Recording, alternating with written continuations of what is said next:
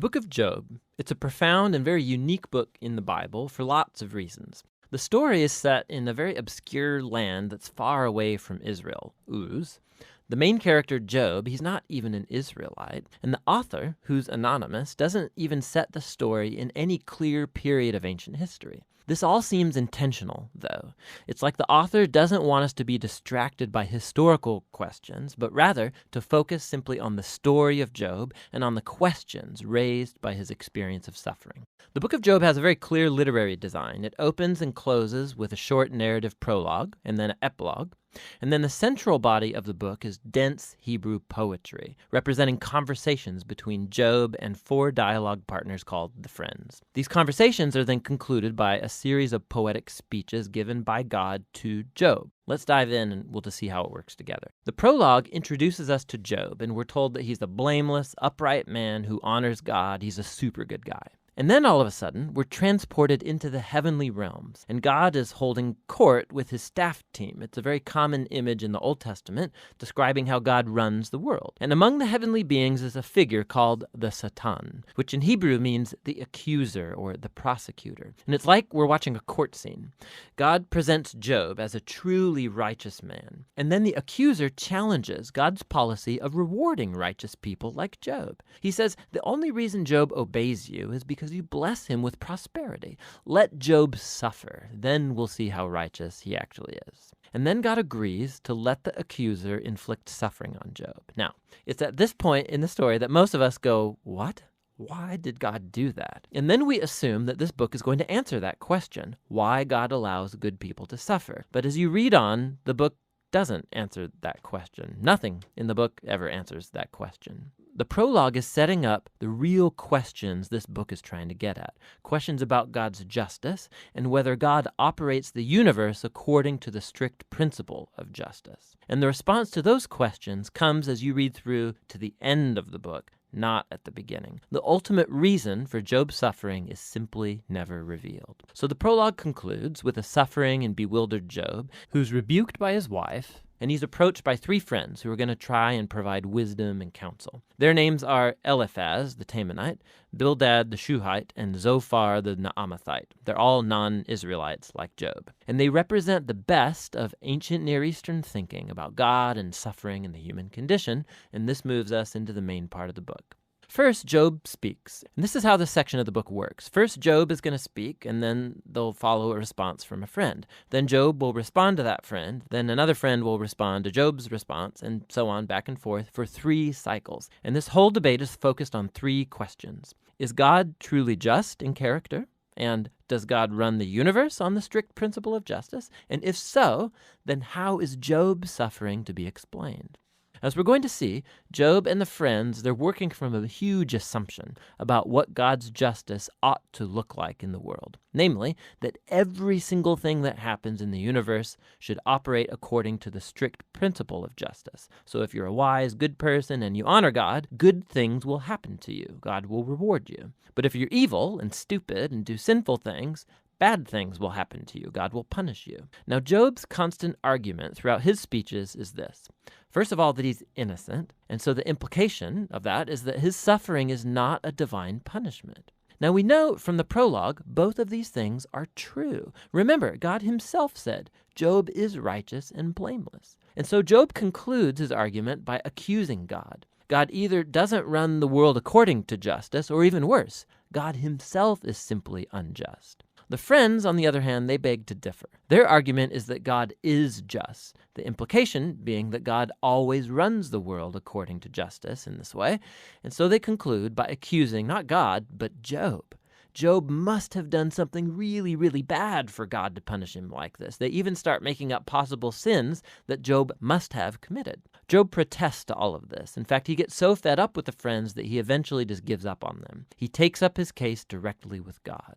Now, something to be aware of is that Job, he's on an emotional roller coaster in these poems. He used to think that God is just, but now he can't reconcile that with his suffering. And so in some outbursts, Job, he'll accuse God of being a bully. Once he even declares that God has orchestrated all the injustice in the world. But the moment he utters that thought, he's terrified of it because he wants to hope and believe that God is truly just. Job is all over the place in this section. And so he makes one last statement of his innocence, and then he demands that God show up personally to explain himself. Now, it's at this point that a surprise friend shows up, Elihu the Buzite. Now, he's not an Israelite, but he does have a Hebrew name. And Elihu, he has the same assumption as Job and the friends. He argues that God is just, and that implies that God always operates the universe according to justice. But then Elihu draws a more sophisticated conclusion about why good people suffer. It may not be punishment for sin in the past. God might inflict suffering as a warning to help people avoid sin in the future. Or God might use pain and suffering to build character or to teach people valuable lessons. Elihu doesn't claim to know why Job is suffering, but one thing he is certain of: Job is wrong to accuse God of being unjust. Job doesn't even respond to Elihu, and the dialogues come to a close. It's like the wisdom of the ancients has been spent, and the mystery remains. And then, all of a sudden, God shows up in a whirlwind, and he responds to Job personally. He first responds to Job's accusation that he's unjust and incompetent at running the universe. So God takes Job on a virtual tour of the universe, and he starts asking him all these questions about the order and origins of the cosmos.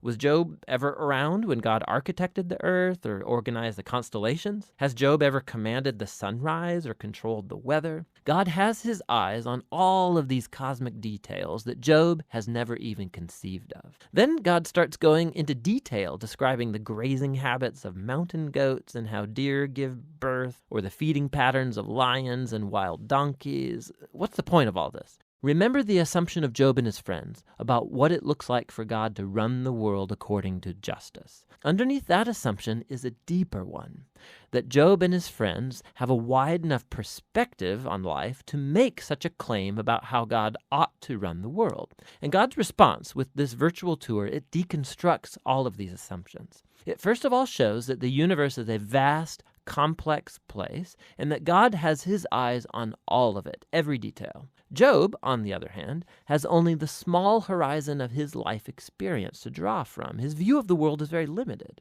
And so what looks like divine injustice, from Job's point of view, needs to be seen in an infinitely larger context. Job is simply not in a position to make such a huge accusation about God. After the virtual tour, God asks Job if he would like to micromanage the world for a day, according to the strict principle of justice that Job and his friends assume, punishing every evil deed of every person at every moment with precise retribution. The fact is that carrying out justice in a world like ours, it's extremely complex. It's never black and white, like Job and the friends seem to think.